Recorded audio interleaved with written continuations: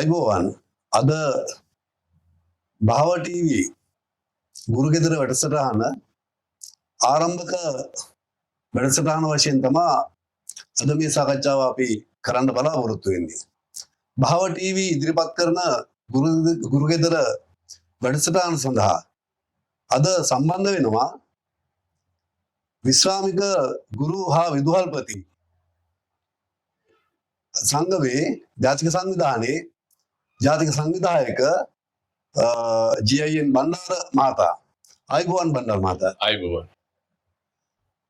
මම විශේෂයෙන්ම අද දවසේ ඔබතුමාව මේ අවස්ථාවට සම්බන්ධ කරගන්නු ලබන්නේ අපට පේනවා විශ්‍රාමික ගුරුවරුන් වශයෙන් මේ දවස්වල විශාල වශයෙන් පෙළ ගැහෙන ස්වභාවයක් දකින්න ලැබෙනවා කිසියම් කාරණා ප්‍රමාණයක් පදනම් කරගෙන. එතකොට පළවෙනිම මම දැනගන්න කැමති විශ්‍රාමික ගුරු හා විදුහල්පති වරුන්ගේ ජාතික සංවිධානයේ ජාතික සංවිධායකවරයා වශයෙන් ඔබතුමන්ගෙන් මෙවැනි සංවිධානයක් බිහි කර ගැනීමට අදාළ වෙච්ච මූලික වූ හේතු මොනවද කියලා දැනගන්න කැමතියි. ප්‍රථමයෙන්ම මේ භාව ටීවී එකේ භාව ටීවී ආයතනයේ ගුරුගෙදර මංගල වැඩසටහනට විශ්‍රාමික ගුරු හා විදුහල්පතිවරුන්ගේ ජාතික සංවිධානයට අවස්ථාවක් ලබා දීම ගැන ප්‍රථමයෙන් ස්තුතිවන්ත වෙනවා. ඔබතුමාගේ ප්‍රශ්නය ඒකට පොඩි ඉතිහාසයක් තියෙනවා. ඒ ඉතිහාසය බලුවොත් 1994 ගුරු සේවයට ව්‍යවස්ථාවක් ලැබුණා. ගුරු සේවයට 1994 ව්‍යවස්ථාවක් ලැබෙන්න පෙර ව්‍යවස්ථාවක් තිබුණේ නැහැ. මේ ව්‍යවස්ථාව ලැබීමත් සමගම ගුරුවරුන්ට උසස් වීම් ක්‍රමයක්, වැටුප් තලයක්, ගුරුමාරු ප්‍රතිපත්තියක් වැනි විශේෂ වරප්‍රසාද විශාල ප්‍රමාණයක් ලැබුණා. ඒ වගේම මේ ගුරු සේවය පිළිපැදීමේ ප්‍රධාන අරමුණක් වුණා. ඒ අරමුණ තමයි ශ්‍රී ලංකාවේ අධ්‍යාපනයේ ගුණාත්මක භාවය වර්ධනය කිරීම. මේ ශ්‍රී ලංකාවේ අධ්‍යාපනයේ ගුණාත්මක භාවය වර්ධනය කරන්න නම් මේ අධ්‍යාපනයේ මානව සම්පත ගුණාත්මක භාවය කුසලතා පිරි දැනුමෙන් සපිරි පිරිසක් වෙන්න ඕන. ඒතකොට මේ කුසලතා පිරි දැනුමෙන් සපිරි මානව සම්පතක් අධ්‍යාපන ක්ෂේත්‍රයට ඇතුළු කර ගැනීමට ආකර්ෂණීය වැටුප් තලයක් අවශ්‍ය වෙලා තිබුණා ඒ වෙනකොට. අන්නේ වැටුප් තලය තමයි ඒ අවස්ථාවේ ගුරු සේවය ගුරුවරුන්ට ලබා දීමත් සමගම ලබා දුන්නේ.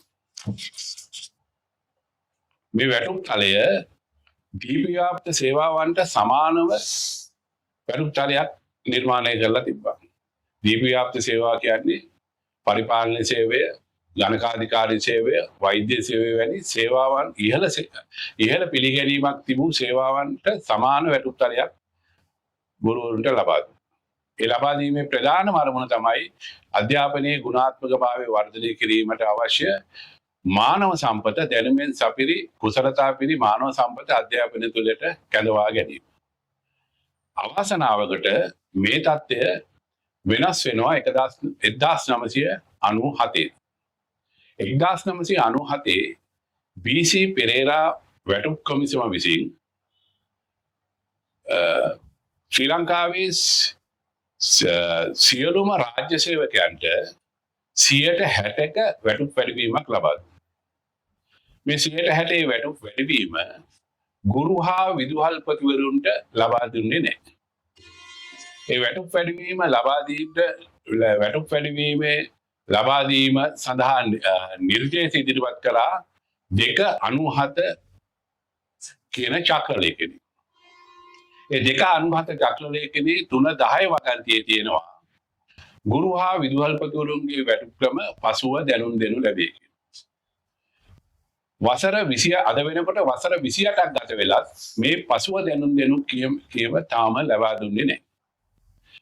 මේ 1997 බී.සී. පෙරේරා වැටුප් කොමිසම විසින් ගුරු හා විදුහල්පතිවරුන්ට ඇති කළ අසාධාරණයට විරුද්ධව ගුරු සංගම් ගුරුවරු විවිධ අරගල කරමින් රජයට විවිධ බලපෑම් කරා. විවිධ ඉල්ලීම් කරා වහාම මේ අසාධාරණය ඉවත් කරන්න කියලා. මේ ඉල්ලීම් සහ බලපෑම් වල ප්‍රතිඵලයක් විදිහට අධ්‍යාපන අමාත්‍යාංශයේ එවකට අතිරේක ලේකම්වරියක් වූ සුබෝධිනී මෙනවියගේ ප්‍රධානත්වයෙන් කමිටුවක් පත් කළා. ඒ කමිටුව සුබෝධිනී කමිටුව නමින් ප්‍රසිද්ධියට පත් වුණා.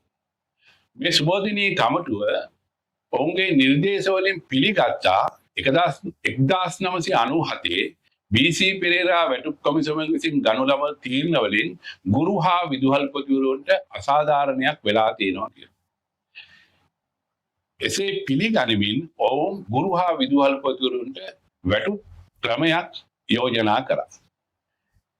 ඒ වැටුප් ක්‍රමය තමයි සුබෝධිනී කමිටුවේ යෝජනා කියලා ප්‍රසිද්ධියට පත් වෙලා තියෙන්නේ.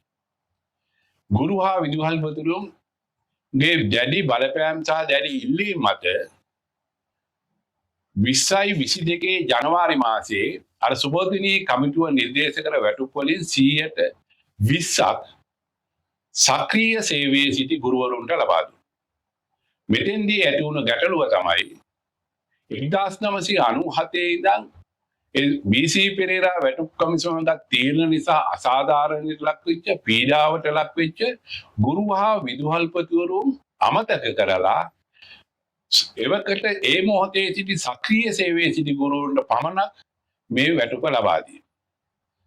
මේ අසාධාරණය නිසා විශාල විශ්‍රාමික ගුරු හා විදුහල්පතිවරුන් පීඩාවට පත් වෙනවා. අන්නේ අසාධාරණය අවසන් කරලා ඒ පීඩාවට පත් වෙච්ච විශ්‍රාමික ගුරු හා විදුහල්පතිවරුන්ට මේ සාධාරණයක් ඉෂ්ට කර ගැනීම සඳහා රජයට බලපෑම් කිරීම සඳහා බලපෑම් කිරීම උදෙසා තමයි අපි මේ සංවිධානය ගොඩනගන්න තියෙන්නේ. ඔව් බණ්ඩාර මහත්තයා. ඒතකොට දැන් අපට මෙහෙම එකක් වෙනවා. ඒ කියන්නේ දැන් සෙසු රාජ්‍ය සේවකයන්ගේ සහ ගුරු සේවයේ සහ විදුහල්පති සේවයේ මේ සියලු දෙනාගේ ගත්තාම ඔය බී.සී. පෙරේරා වැටුප් ප්‍රසංස්කරණ යටතේ නැත්නම් වැටුප් ක්‍රියාවලිය ඇතුලේ අනෙක් රාජ්‍ය සේවකයන්ගේ වැටුප සහ ගුරුවරුන්ගේ ඇතිවෙච්ච විෂමතාවය සියයට කොතරම් වගේ ප්‍රමාණයක්ද ප්‍රතිශතාත්මකව කිව්වොත්? ප්‍රතිශතාත්මකව කිව්වොත් දැන් උදාහරණයක් වශයෙන් ගත්තොත් අනිකුත් රාජ්‍ය සේවකයෝ රුපියල් 100ක් ලබනවා නම් ගුරු හා විදුහල්පතිවරුන් ලැබෙන රුපියල් 40යි. ඒ කියන්නේ 160ක විෂමතාවයක් පවත්වාගෙන ලැබුණා. එතකොට මේ 160න් ඔය 2021 22 120ක් ලැබුණායි කියලා කියන්නේ අර 160න් 20ක්. 120ක්. තව ඊටු 140ක් ලැබෙන්න තියෙනවා. එතකොට මේ 140 කියන කාරණයට ගියොත් එහෙම ඒක 1998 සිට එහෙනම් බී.සී. පෙරේරා වැටුප් වෙනස් කිරීම දවසේ සිට 2021 දක්වා සමස්ත කණ්ඩායම වගේම 21කින් පස්සේ විශ්‍රාම ගිය 2025 කියන්නේ මේ මොහොත වෙද්දී විශ්‍රාම ගිය 22 සිට මේ දක්වා විශ්‍රාම ගිය අයට සහ දැනට සක්‍රීය සේවයේ ඉන්න අයට ගත්තොත් එහෙම මේ 140 කියන කාරණේ දැනට ලැබෙන ක්‍රියාවලිය මොකුත් හැදිලා තියෙනවද? මේ වෙනකොට දැන් සක්‍රීය සේවයේ ඉන්න අයට 120ක් ලැබිලා තියෙන්නේ සුබෝධිනී යෝජනාවලින්. හැබැයි තව ලැබෙන්න තියෙනවා 140ක්. ඒ කියන්නේ 3න් එකක් ලැබුණා 3න් ඉතුරු ටික ලැබෙන්න තියෙනවා. 3න් දෙකක් ලැබිලා ඉතින් ලැබෙන්න තියෙනවා. දැන් එතකොට ඒ සක්‍රීය සේවයේ ගුරුවරුන්ට අද වෙනකොට 20 25 අයවැයෙන් වැටුප් වැඩි කිරීමක් කරා. ඒ වැටුප් වැඩි කිරීමේදී මූලික වැටුප ඉතා ඉහළ ප්‍රමාණයකින් වැඩි වුණා. එතකොට සුබෝධිනී කමිටුවේ යෝජනාවල තියෙන වැටුපට වඩා ඉහළ වැටුපක් ගුරු සේවයේ පළවෙනි සේවයේ ඉන්න ගුරුවරුන්ට ලැබෙනවා. මේ වැටුප් වැඩිවීම ලැබෙන්නේ සමස්ත රාජ්‍ය සේවයට. ඒ සමස්ත රාජ්‍ය සේවයේ ඒ වැටුප් අයවැය ඉදිරිපත් කරන මොහොතේ පැවති වැටුපට තමයි 100 ප්‍රමාණයක් වැටුප් වැඩිවීම වෙන්නේ මූලික වැටුප. හැබැයි ඒ වැටුප් වැඩි කරන මොහොතේදී සමස්ත රාජ්‍ය සේවයට වඩා 140ක් අඩුවෙන් තමයි ගුරු හා විදුහල්පතිවරුන් ඉන්නේ. ඒ කියන්නේ දැනට වැටුප් වැඩිවීම සිද්ධ වුණාට මේ රජයට තේ පෞගිය වසරේ කියන්නේ මේ අයවැයේදී වැටුප් වැඩි වුණාට ඔබ පැහැදිලි කරන්නේ ඒ වැඩිවීම ඇතුලේ ගුරු සේවය සහ විදුහල්පති සේවයයිද තවට 140ක් ලැබිය යුතුව තියෙද්දී ඒක නොසලකා තමයි මේ වැඩිවීම සිද්ධ වෙලා තියෙන්නේ. ඒ කියන්නේ ඒ තුලින් ගුරුවරුන්ට තවත් මේ අනිකුත් සමස්ත රාජ්‍ය සේවකයන් අතමාර ගත්තොත් සක්‍රීය සේවය අය තාමත් ඉන්නේ පසුපසින්. හොඳයි. දැන් ඊළඟට අපි වෙනත් කාරණයකට ඒ කියන්නේ දැන් මේ ඔබගේ සංවිධානයේ නිර්මාණය වුණාන් පස්සේ ජාතික සංවිධානය බිහි කළයින් පස්සේ මෙතෙක් ගත වෙච්ච කාලය තුළ පසුගිය ගත වෙච්ච කාලය තුළ සංවිධානයක් විදිහට මේ සංවිධානය ආරම්භ වෙච්ච සහ මේ මොහොත වෙද්දී කොතරම් කාලයක් ඇතුළත කොතරම් සංවර්ධනයක් සංවිධානාත්මක සංවර්ධනයක් ලබාගෙන තියෙනවද කියන කාරණේ පැහැදිලි කරන්න පුළුවන්ද? දැන් මේ සංවිධානය ඇත්තටම අපි මම ඉස්සල්ලාම ආරම්භ කරේ WhatsApp සමූහයක් විදිහට. මේ WhatsApp සමූහය ඉස්සල්ලාම මට මතකයි මම ආරම්භ කරනකොට 2023 ජූලි මාසෙ වගේ. ඒ 2023 ජූලි මාසෙ මම WhatsApp සමූහය ආරම්භ කරා.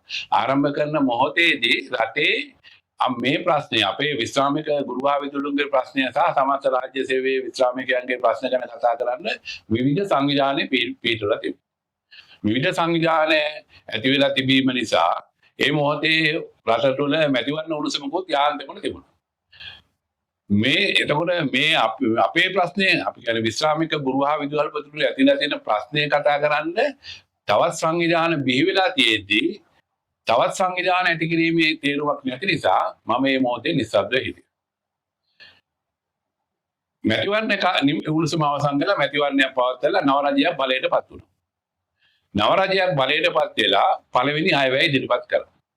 පළවෙනි අයවැය ඉදිරිපත් කිරීමේදී අර අපේ ගැටලුව කියන්නේ 1997 BC පෙරේරා විසින් ඇති කළ ගුරු හා විදුහල්පතිවරුන්ට ඇති කළ අසාධාරණය ඒ අයවැය තුලින් සාමාන්‍යයෙන්පත් වුණේ ඒ අයවැය තුලින් වචනයක්වත් කියවුන්නේ මේ தත්ත්වය තුල නැවතවතාවක් මම කල්පනා කරා ඒ අයවැයෙන් අපේ ප්‍රශ්නය ගැන කිසිම කතාවක් නොකරන නිසා ගුරු හා විදුහල්පතිවරු නැවත සංවිධානය කරලා මේකට බලපෑමක් කරන්න ඕනේ කියලා.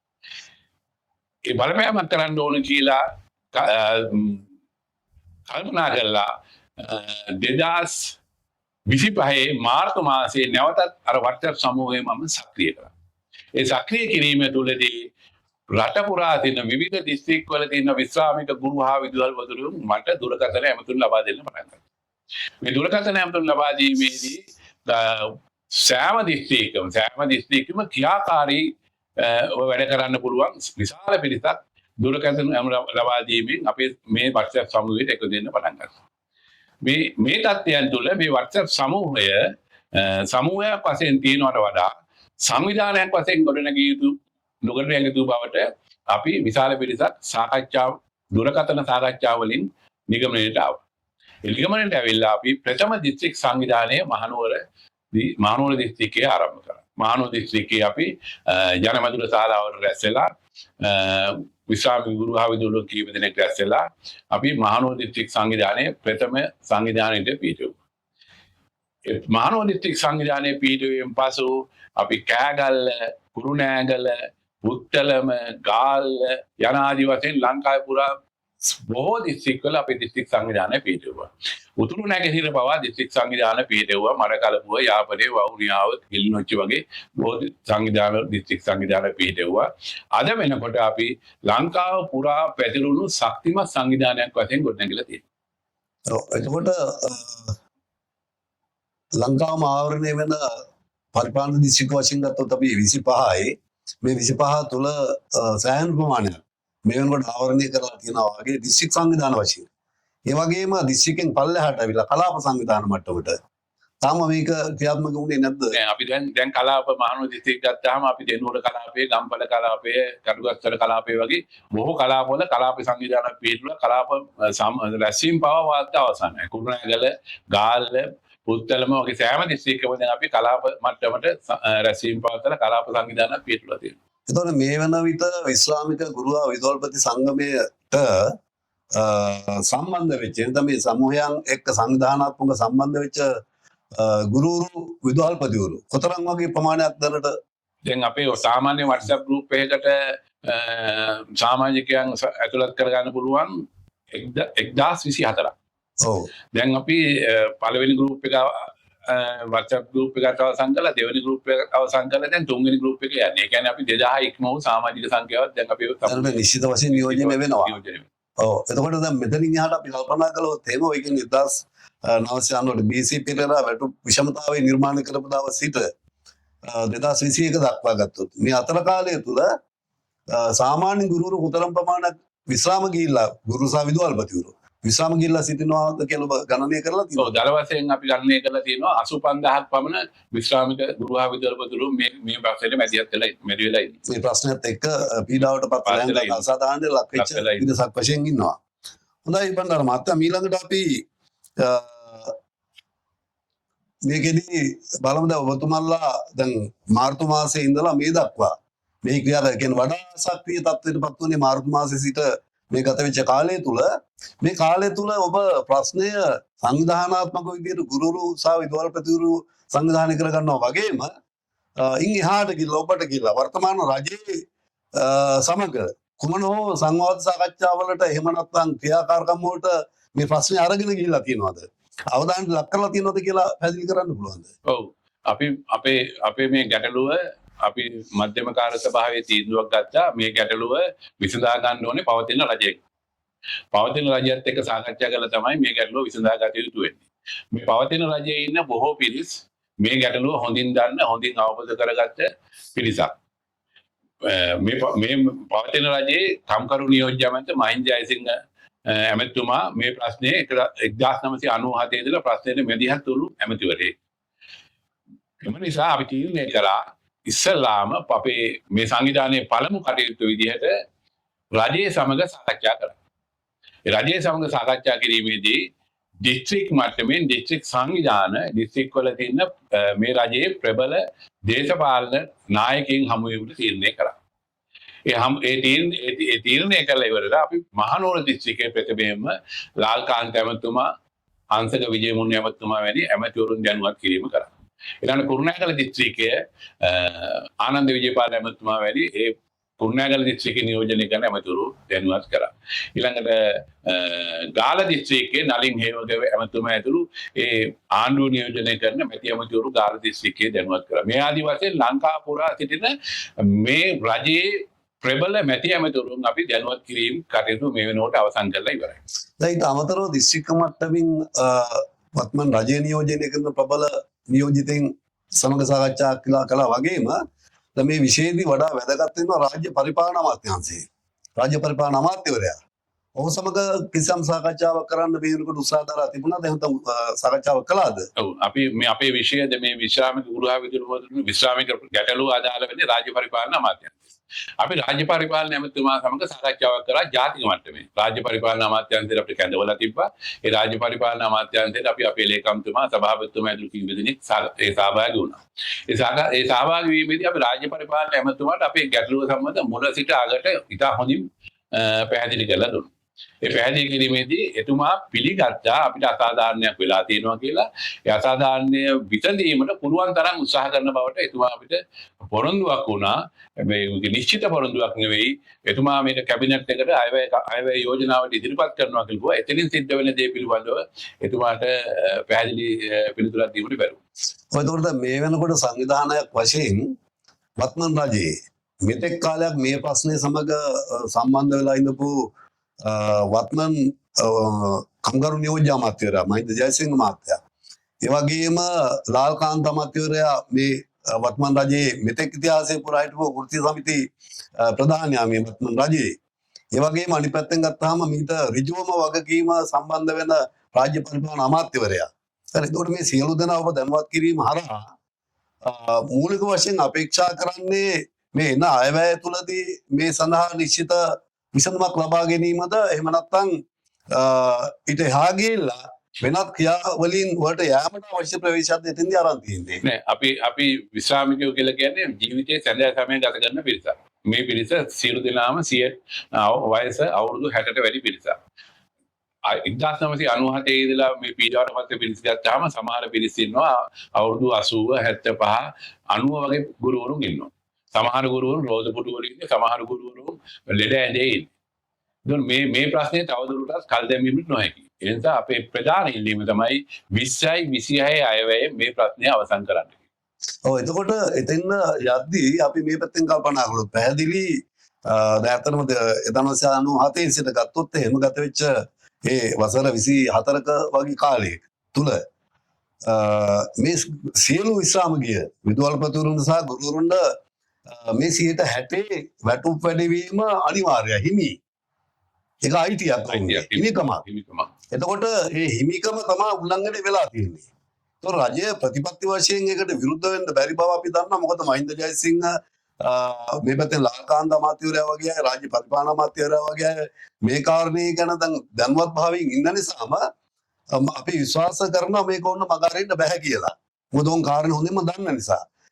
එතකොට ඔබගේ මතය මොකද? ඇත්තටම දැන් මෙතන අර ඔබ දැන් මතක් කළා වගේම අවුරුදු 20 ගණනාවක විශ්‍රාමකයේ විශාල පිරිසක් මේ සියලු දෙනා ගුරු සේවයේ විදුහල්පති සේවාවන් මේ රටේ අධ්‍යාපනයේ දවන්ත සේවාවක් ඉටු කරපු පිරිසක් දවන්ත කාර්යභාරයක් එක්තරා අවධියක කළ පිරිසක්. හැබැයි මෙයාට හිමිදේ අහිමිව තමයි දැන් ගෙවල් වලට එලා ඉන්නේ. හරි. එතකොට මේකේ අපි හිතනවා සමහර කොටසක් මිය ගිහිල්ලත් ඇති. එතකොට ඔවුන්ගේ ඒ වැටුප් ලබන එහෙම නැත්නම් ඉස්ලාම වැටුප ලබන තව පිරිසක් ඇති. එතකොට මෙහෙම ගත්තොත් එහෙම ඔබ මෙතෙන්දි කරනු ලබන බලපෑම් මේ අයවැය තුලින් සාක්ෂාත් කරගන්න බැරි වුණොත් එහෙම එතනින් ඒ කියන්නේ බැරි වුණොත් කියන පදනම ඉඳලා මම මේ ඉදිරි ප්‍රවේශය ගැන අහන්නේ. එතකොට එහෙම වුණොත් ඔබ මොන වගේ ක්‍රියාමාර්ග ගන්න දැනට මොනවාර සැලසුම් කිරීමක් කරලා තියෙනවද? අපි බලාපොරොත්තු වෙනවා පවතින රජය 2026 අයවැයෙන් මේ ගැටලුව විසඳලා අවසන් කරයි කියලා. 2026 අයවැයෙන් මේ ගැටලුව අවසන් කරේ නැත්නම් මේ ගැටලුවට විසඳුමක් ලැබෙනකන් අපි අපේ මේ සටන් ක්‍රියාමාර්ගය අපේ ව්‍යාපාරය අතහරින්නේ නැහැ. ඒක අපිට ලැබෙන කම්ම අපි අපේ මේ විශ්‍රාමික ගුරු හා විදුහල්පති ජාතික සංවිධානයේ විදියට ඒ සඳහා බලපෑම් කරනවා.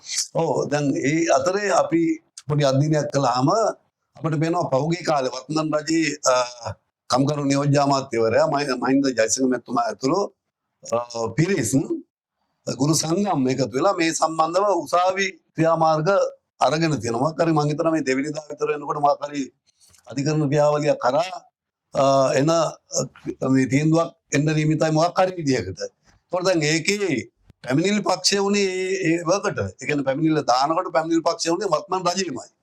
ඒතකොට දැන් ඒකේ විත්තිකරුවෝ බවට එහෙම නැත්නම් ඒකට වග උත්තරකරුවෝ වෙන්නේ වත්මන් රජයමයි.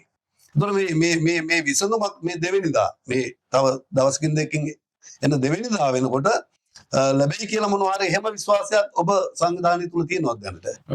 මේ ගැටලුව මුලින්ම දන්න පුද්ගලයෙක් තමයි මහින්ද ජයසිංහ කම්කරු නියෝජ්‍ය ඇමතුමා. එතුමා මේ ගැටලුව සම්බන්ධයෙන් දිගින් දිගට පැවති රජයන්ට බලපෑම් කරලා ඒ කරපු සටන් වලට නායකත්වයේ දුපු නායකයෙක්. එතුමා විපක්ෂයේ ඉන්නකොට තමයි එතුමාලා තමයි මේ සම්බන්ධයෙන් අධිකරණ ක්‍රියාමාර්ග වලට ගියේ. ඒ අධිකරණ ක්‍රියාමාර්ග වලට ගියාම දැන් අද වෙනකොට පැමිණිලි පාර්ශ්වයයි විත්ති පාර්ශ්වයයි දෙකම එකක් වෙලා තියෙනවා. එක් පාර්ශ්වයක් බවට පරිවර්තනය වෙලා තියෙනවා. දැන් මේ නඩුවේ දෙවෙනිදා නඩු දිනේ තියෙනවා. ඒ නඩු දිනේදී දැනට අපිට ලැබිලා තියෙන තොරතුරු අනුව රජය විසින් සමතයකටපත් වෙන බවක් තමයි අපිට ලැබිලා තියෙන තොරතුරු. ඒතකොට සමතය කොයි ආකාරයෙන් සිදු වුණාද කියලා අපිට පැහැදිලි තොරතුරක් නැහැ. දැනට නැහැ එහෙම. ඔව් මණ්ඩල මහත්තයා ඊළඟට ඔබගේ ඉදිරි ක්‍රියාමාර්ග මාර ඉස්සලා ඇහුව රජය සමග ක්‍රියාමාර්ග වලට පරිබාහිරව ගත්තොත් එහෙම අපිට දැනගන්න ලැබෙනවා මේ 8 වෙනිදා විශේෂ කටයුත්තක් කොළඹ කේන්ද්‍ර කරගෙන සිදු වෙනවා ජාතික වශයෙන්ම ඒ සම්බන්ධව පැහැදිලි කිරීමක් කළොත්. ඔව් ඔක්තෝබර් මාසයේ 8 වෙනිදා අපි ලංකාවේම විශ්‍රාමික ගුරු හා විදුහල්පතිතුන්ගේ නියෝජිත සමුළුවක් කොළඹ නවනගර ශාලාවේදී පවත්වනවා. ඒ නවනගර ශාලාවේ පවත්වන්නේ පෙරවරු 10ට ඔක්තෝබර් මාසයේ 8 වෙනිදා. ඒ සමුළුව අවසානයේ අපි බලාපොරොත්තු වෙනවා ලංකාවේ සියලු දිස්ත්‍රික්ක නියෝජන වන සියලු නියෝජිතයන් ජනාධිපති මන්දිරයට හෝ මුදල් අමාත්‍යාංශයට හෝ ගොස්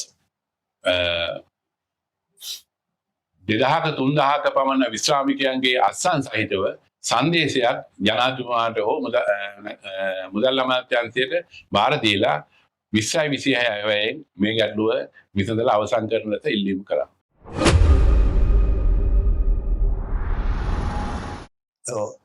එතකොට එවැනි ක්‍රියාමාර්ග දක්වා දැන් ඔබ සංවිධානාත්මකව මේකේ ක්‍රියාමාර්ග අරගෙන තියෙන වෙලාවේදී ඔබ කල්ලාතුව පැහැදිලි කරා මේ ගත වෙච්ච කාලය තුළ 1987 සිට 2021 විතර දක්වා ගත වෙච්ච කාලය තුළ අරගෙන 60 නොලැබිච්ච පිරිසේ තව විශාල ප්‍රමාණයක් අපිට පේනවා මේ සංවිධානය සමග සම්බන්ධ නොවිච්ච කණ්ඩායම මේ සමාජයේ. ඒ වෙනුවෙන් ඔබ කරන ඉල්ලීමක් කුමක්ද ඒ අයගෙන්? අපේ ඉල්ලීම තමයි සියලුම මේ ගැටලුවට සම්බන්ධ මේ ගැටලුවෙන් පීඩා විඳින අසාධාරණ ලක්ෂණ ලංකාවේ සිටින සියලුම විශ්‍රාමික ගුරු හා විදුහල්පතිවරුන්ට මේ ගැටලුව සම්බන්ධයෙන් කතා කරන එකම සංවිධානය විශ්‍රාමික ගුරු හා විදුහල්පතිවරුන්ගේ ජාතික සංවිධානය මේ සංවිධානය සමග එකතු වෙන්න කියලා අපි සියලුම විශ්‍රාමික ගුරු හා විදුහල්පතිවරුන්ගේ ඉල්ලා සිටිනවා. මේට අමතරව තව කාරණයක් තියෙනවා. ඒ තියෙන්නේ අපි සමහර තැන්වල දැක්කා මේ කියන 1997 සිට 2021 දක්වා විශ්‍රාම ගිය අයට මේ 60ම නොලැබිච්ච පිරිස ඊට අමතරව තව තැන්වල පොඩි සංවිධානගත වෙමින් ඉන්නවා විශ්‍රාම වැටුප්කාරණේ කියමින්. හැබැයි ඒකේ පිරිස අපිට පේන්නේ 2021 පස්සේ විතර වගේ කණ්ඩායමක් සම්බන්ධ වෙමින් ඉන්නවා, උත්සාහ කරමින් ඉන්නවා. පහුගිය දවසක උද්ඝෝෂණ මොනවා හරි ක්‍රියාමාර්ග වලට ඒ අය ගියා. එතකොට ඒ අයගේ සහ ඔබ අතරේ තියෙන ඒ සංවිධානය සහ ඔබ අතරේ තියෙන වෙනස්කම පොඩ පැහැදිලි කළොත්. දැන් අපේ ගැටලුව ගුරු හා විදුහල්පතිවරුන්ට සුවිශේෂී ගැටලුවක්.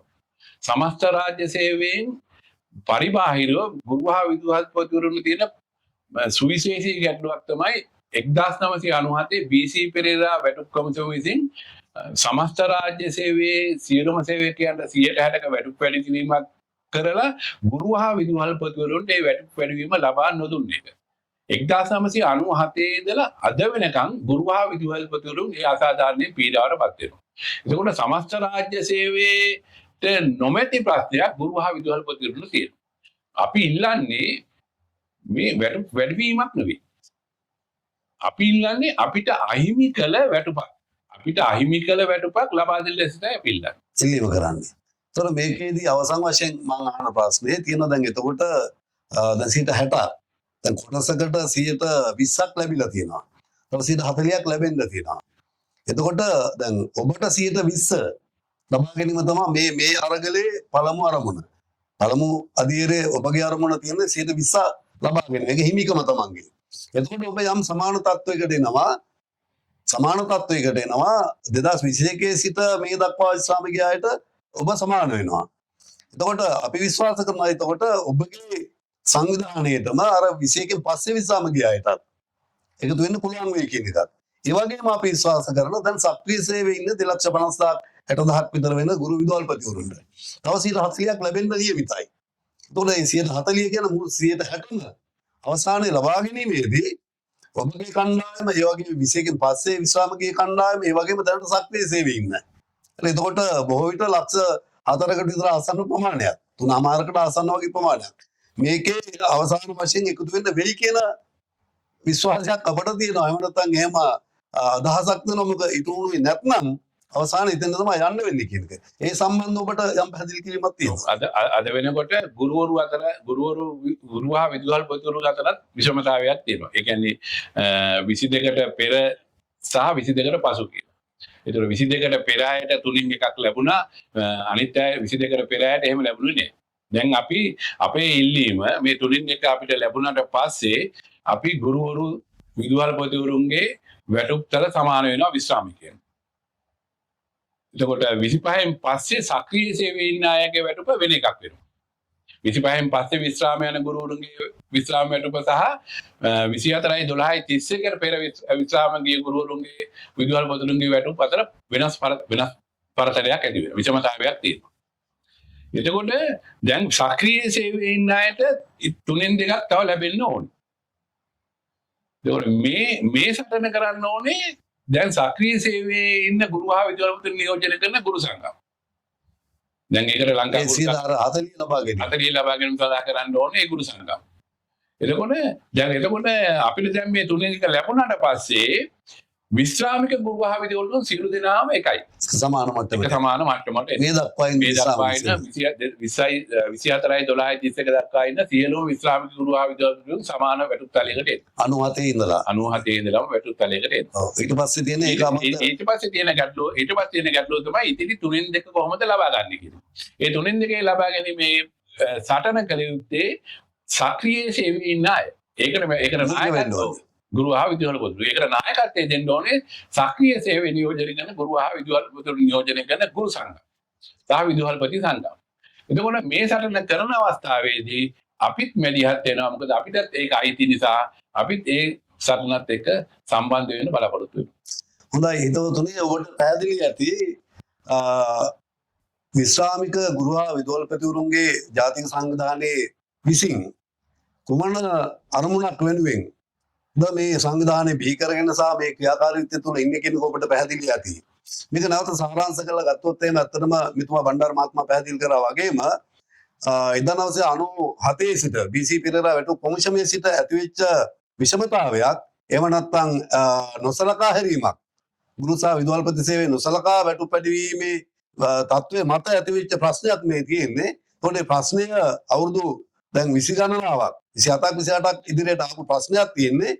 මෙතෙන්දි මේ ගුරුවරු විශේෂයෙන්ම මේ විශ්‍රාමික ගුරුවරු ඉල්ලා හිටින්න ලබන්නේ අලුත් වැටුප්මක් නෙවෙයි. එතන වැටුප් විෂමතාවයක් කතාවකුත් නෙවෙයි. දැන් ඉල්ලා සිටින්නේ ඒ සුබෝධනී වැටුප් කොමිෂමෙන් තීන්දුවක් ගත්තා නම් අරගෙන BC පෙරේරා වැටුප් කොමිෂමෙන් ඇති කරන ලැබුවා වූ ඒ ගැටලුව නිරවුල් කරන්න සුබෝධනී කමිටුවෙන් තීන්දුවක් දීලා තියෙනවා නම් ඒ අනුව ඒක රජයේ ප්‍රතිපත්තියක් වශයෙන් පිළි අරගෙන 2021 න් පස්සේ එවකට ශක්තිය සේවයේ ඉඳපු අයට ඒ විෂමතාවයේ තුනෙන් එකක් ඒ කියන්නේ වැටුපෙන් නැත්නම් 60න් තුනෙන් එකක් මේ වෙනකොට ලබා දීලා තියෙනවා. එතකොට තුනෙන් දෙකක් ලැබිය යුතු පිරිස තමයි මේ පිරිස. ඒතකොට එයාගේ හිමිකම ඒක. අනුදෙන් දකින්නව නෙවෙයි. ඒතකොට එයාගේ හිමිකම. ඒතකොට මට මම දන්න විදිහට මේ සංවිධානයේ විදිහට මෙයාලා මේකට අදාළ හිගවැටුප් ඉල්ලන්නෙත් නැහැ. හිගවැටුප් ඉල්ලන්නෙත් නැහැ. ඒතකොට මෙතනින් ඉදිරියට තමයි විශ්‍රාම වැටුප ගණනය කරද්දී අර තුනෙන් එක සහිතව ගණනය කරන්න කියන ඉල්ලීම තමයි ප්‍රධාන ඉල්ලීම වශයෙන් තියෙන්නේ. මේ ගැටලුව විසඳන දිනට අදාළ වැටුපේ පිටවන්න කියලා තමයි පිටවන්න කියන ඉල්ලීම එක. ඉතින් ඒ කාරණේ තමයි මෙතුමාලා ප්‍රධාන වශයෙන් අවධාරණය කරන්නේ. ඒතකොට මෙතුමා අවසන් වශයෙන් මතක් කළා මේ මාසේ ලබන මාසේ ඒ කියන්නේ ඔක්තෝබර් මාසේ 8 වෙනිදා කොළඹ නගර ශාලාවේදී එතුමාලගේ ජාතික සමුළුව පැවැත්වෙනවා කියන කාරණේ. ඒකට ඒ සඳහා ඒ අවධාරණය කිරීමත් එහෙම ඒ පණිවිඩයත් නැවත ලබා දෙමින් අද දවසේ මේ සංවිධානය අපේ භාව ටීවී ගුරුගෙදර වැඩසටහන සඳහා සහභාගී වූ විශ්‍රාමික ගුරු සහ විදුහල්පතිවරුන්ගේ ජාතික සංවිධානයේ ජාතික සංවිධායක ජී.ආයි.එන් බණ්ඩාර මහත්මයාට මම ස්තුතිවන්ත වෙනවා මේ අවස්ථාවට සම්බන්ධ වුණාට. ස්තුතියි. ඔබතුමාටත් බොහොම ස්තුතියි.